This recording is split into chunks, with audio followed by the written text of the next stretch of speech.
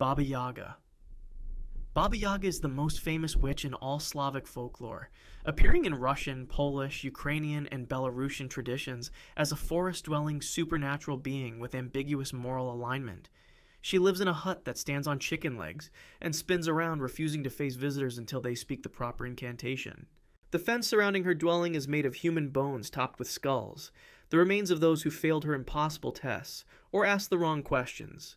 Baba Yaga herself appears as a bony-legged old woman with iron teeth and an extremely long nose that touches the ceiling when she lies on her stove. She flies through the forest in a giant mortar, using the pestle as an oar and sweeping away her tracks with a broom made of silver birch.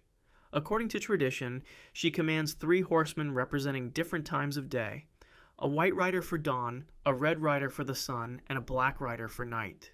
When heroes approach her hut, she can smell their presence, famously declaring, "I smell Russian spirit," or in some versions, "I smell Christian blood." Those who show proper respect and cleverness may receive magical help or wisdom, but those who fail her tests become her dinner. Her hut is described as having no windows and only rotating to face visitors when commanded. Scholars believe Baba Yaga represents the wild, untamed forces of nature and the threshold between the world of the living and the dead. In fairy tales collected by Alexander Afanasiev and other folklorists, she tests heroes with impossible tasks, like sorting mixed grains overnight or fetching magical objects from dangerous places, symbolizing the trials necessary for transformation and growth in Slavic storytelling traditions. Striga.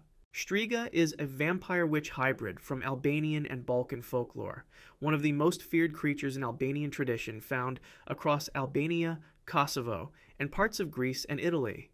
This supernatural being can appear as a beautiful woman or elderly crone by day, but transforms into a flying insect, like a moth, fly, or bee at night to enter homes and attack sleeping children. The Striga drains the life force from infants and young children, particularly those under 7 years old, leaving victims weak, pale, and wasting away without any visible wounds. She attacks the same victim repeatedly over multiple nights, most active between midnight and dawn, until the child dies from the accumulated drain. According to tradition, a Striga must consume the blood or life force of anywhere from 9 to 100 victims to complete her transformation into a fully supernatural being. In her human form, she may be recognizable by unusual beauty, the evil eye, or suspicious behavior around sick children. The victims develop mysterious illnesses, becoming lethargic, losing their appetite, and slowly fading without doctors being able to diagnose the cause. Communities developed elaborate protection rituals, including placing garlic, iron scissors under the pillow, or marking crosses on doors to ward off attacks.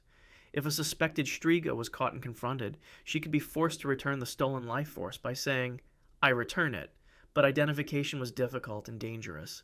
Once identified, entire villages would unite against the Striga, as her presence threatened all children in the community.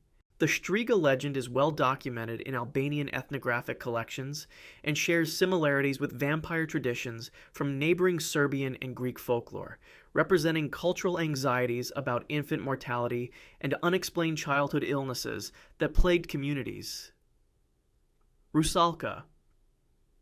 Rusalka are Slavic water spirits found in Russian, Ukrainian, Polish, and other Slavic traditions, typically appearing as beautiful young women with long flowing hair dwelling in lakes, rivers, and ponds.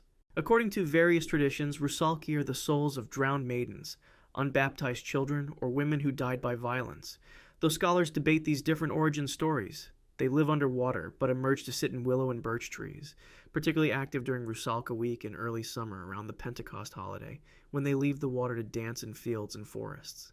Rusalki appear with pale skin, sometimes described as having a greenish tint, with hair that remains wet and dripping even when on land. They lure men with beautiful singing, hypnotic dancing, or their otherworldly beauty, then drown them in the water, or tickle them to death, or strangle them with their impossibly long hair. Most dangerous during Rusalka week and at night during the full moon, these spirits are portrayed as both vengeful and playful, sometimes seeking revenge on men who wronged them in life. Some traditions say Rusalki cannot speak, only laugh and sing in haunting voices. Men who encounter Rusalki rarely survive unless protected by wormwood plant, and if a male victim answers their questions or accepts their invitation to dance or swim, he faces certain doom. During Rusalka week, villagers avoided water and forests, especially at night, as entire regions feared these dangerous spirits. The Rusalka legend is extensively documented in Slavic folklore collections, and was featured in works by Pushkin and Gogol, reflecting authentic folk beliefs about the dangers of wild nature and water, while also representing cultural anxieties about women who died before marriage or childbirth in traditional Slavic societies. Mora. Mora, also called Mara, is a nightmare demon from Slavic folklore found in Serbian, Croatian, Czech, Polish, and Russian variants, with the name deriving from a root meaning nightmare and related to the German mare, and the English word nightmare itself. This female spirit or witch torments sleepers by sitting on their chests, causing nightmares, sleep paralysis, and the terrifying sensation of suffocation. According to tradition, women born with a caul or at certain times were destined to become Mora, sometimes without even knowing their own nature, and attacking people involuntarily in their sleep. The Mora appears as a shadow, dark figure, or sometimes a beautiful woman in the victim's dreams, entering homes through keyholes or small openings during the night. Victims report waking gasping for air, unable to move or speak, feeling a crushing weight on their chest, despite seeing nothing there. The Mora repeatedly targets the same victims night after night, draining their life force over time until they waste away from exhaustion or die from heart failure brought on by repeated terror. In some traditions, the Mora also steals or rides horses at night, leaving the animals exhausted and drenched in sweat by morning with their manes mysteriously braided. Those who braid the hair of a sleeping person or a horse's mane while invoking the Mora grant her control over that victim. Recognition signs include a person acting strangely, sleeping excessively, or wasting away without apparent cause. Protection methods documented in folklore include inverted icons, garlic placed near the bed, iron objects under the pillow, or staying awake during attacks. In some versions, capturing the Mora's shadow or the skin she sheds during transformation forces her to reveal her true identity. Scholars believe the Mora legend represents a cultural interpretation of sleep paralysis, a medical phenomenon where people wake unable to move while experiencing hallucinations and pressure on the chest. Kikimora. Kikimora is a female house spirit or witch from Russian and broader Slavic folklore, existing in two main variants: the house Kikimora, who lives behind the stove or in the cellar, and the swamp Kikimora, who serves as the wife of the Leshy forest spirit. The house Kikimora appears as a tiny elderly woman, often invisible or only glimpsed from the corner of the eye, while the swamp version is larger and far more dangerous. House Kikimora cause mischief throughout the home, breaking dishes, tangling thread and yarn, making mysterious noises at night, and creating general chaos in the household. According to tradition, Kikimora are created from the souls of stillborn unbaptized children or from bodies that were improperly buried, though scholars note this origin story varies by region. The Kikimora is most active at night, especially between midnight and dawn, when residents might hear the sound of a spinning wheel, scratching behind walls, whispering voices, or unexplained crying. The relationship between a Kikimora and the household depends entirely on how the home is maintained. If the household is clean, orderly, and shows proper respect, the Kikimora may actually help with chores and protect the family. However, if the household is lazy, dirty, or disrespectful, the Kikimora becomes increasingly malicious and destructive, potentially driving the entire family from the home with constant torment. The Kikimora is described as extremely thin and bony, with long tangled hair, moving with quick jerky motions as she scurries behind furniture or spins invisible thread.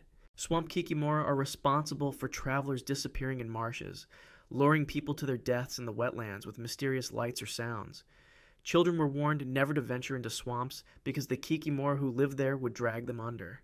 The legend represents the importance of maintaining domestic order and following proper burial rites in traditional Russian culture, with the Kikimora serving as supernatural enforcement of household standards. Poludnica.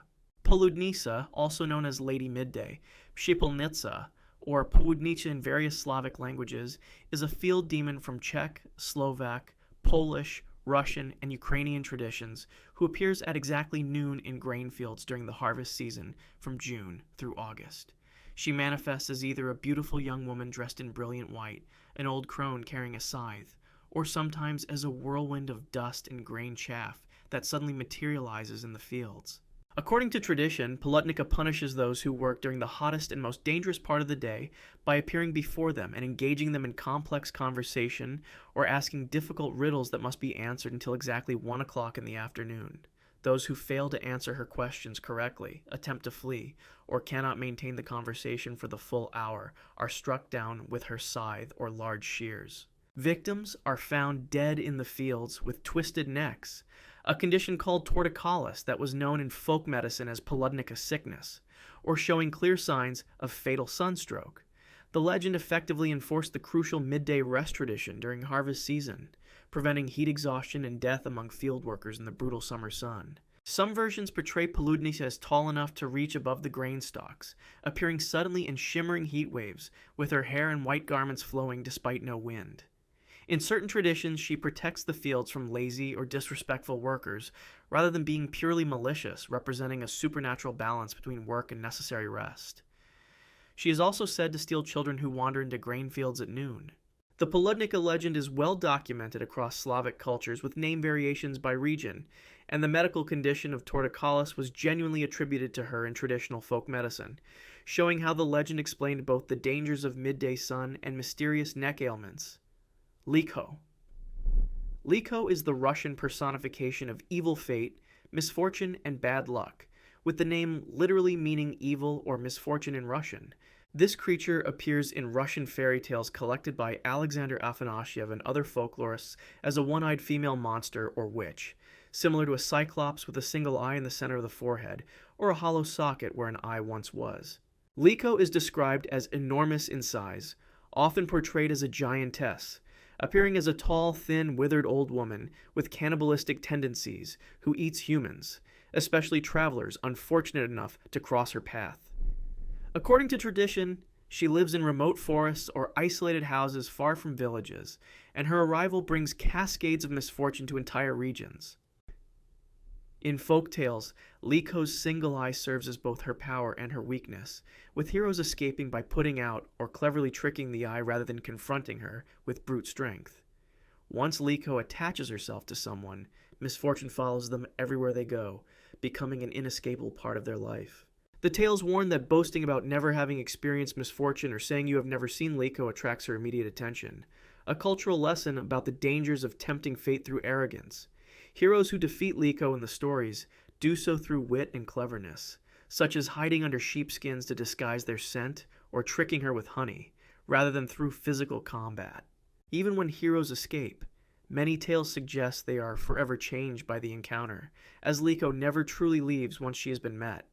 The creature represents the Russian folk belief that misfortune is not just random chance, but an active supernatural force that can be attracted or avoided through proper behavior and humility, and that boasting about good fortune invites disaster. Babadocia. Babadocia is a Romanian mythological figure associated with the March 1st Mărcișor holiday, representing the unpredictable transition from winter to spring in Romanian tradition.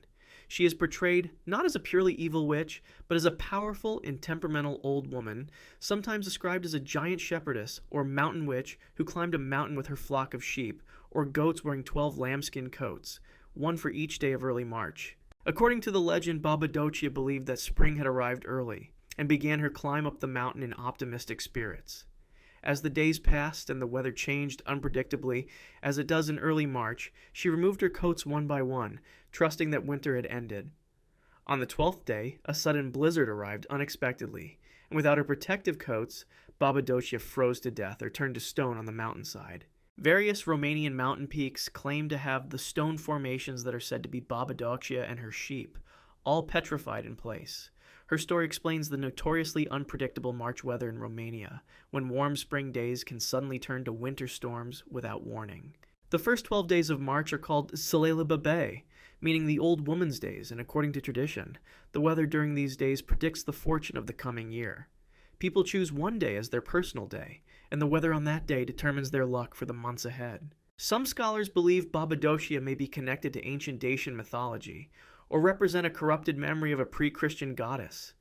Though this connection remains debated in academic circles, the legend represents the dangers of pride, impatience, and ignoring the power of nature, teaching that even when spring seems near, winter can return with deadly force. Aiele. Ili are Romanian mythological beings appearing as extraordinarily beautiful female spirits of the forests and air who always manifest as a group, never solitary, typically in numbers of 3, 7, or 9 dancing together. They are similar to fairies in some respects, but far more dangerous, closer to witches in their behavior, and the threat they pose to humans who encounter them. The Ili are most active on specific nights, particularly Thursday before Pentecost, known as Noaptea Ielilor, or the Night of the Ili, when entire regions avoid forests and meadows. According to tradition, they appear as young women with impossibly long hair, reaching all the way to the ground, either completely naked or dressed in flowing white garments that seem to move independently of any wind. The Ili dance in perfect circles in forest clearings, meadows, or on mountaintops, and their dances leave scorched circles in the grass called fairy rings that remain visible for years after. Anyone who sees their dance or disturbs them while they perform faces terrible consequences, including paralysis, madness, or death. Men who stumble upon the dancing Ili are often struck with paralysis on the left side of their body, or driven completely mad, a condition known as Ili sickness that required special healers to cure.